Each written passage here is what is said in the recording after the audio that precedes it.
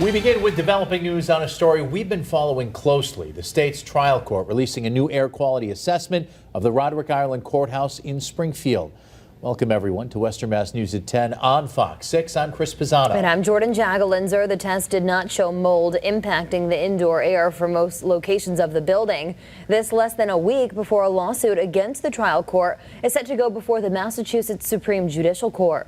Western Mass News reporter Lexi Oliver joins us now live from the courthouse in Springfield with more. Lexi.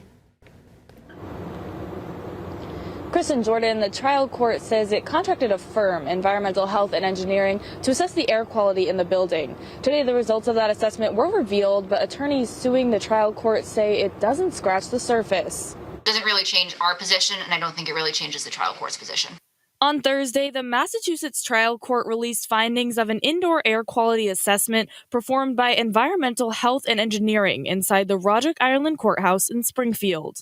The assessment, conducted on April 1st, followed months of controversy surrounding the building after it was shut down temporarily last summer due to mold, and then in February of this year, an independent study found toxic, cancer-causing mold inside the building. Cleanup and remediation efforts have been underway inside the courthouse, and according to the report released Thursday, total mold spore concentrations decreased from August 2019 to April 2022, and total indoor mold spore concentrations are below those outdoors. We got this report about 30 seconds before the general public did, so our reaction was a little bit as surprising as yours.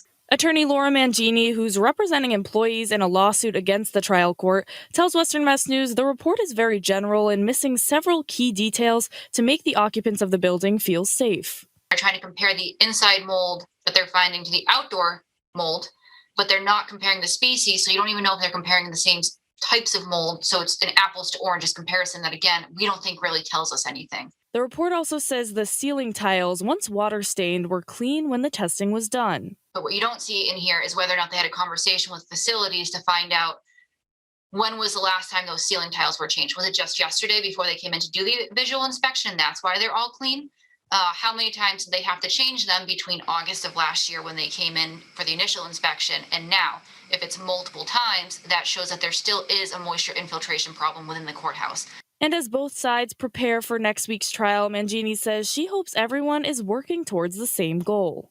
Hopefully the underlying goal for everyone is the health and safety of people within that building that have to go there and work on a daily basis. A trial court spokesperson tells us leaders continue to work with DCAM and the Executive Office of Administration and Finance to find a best long-term solution for the Springfield Courthouse and its employees.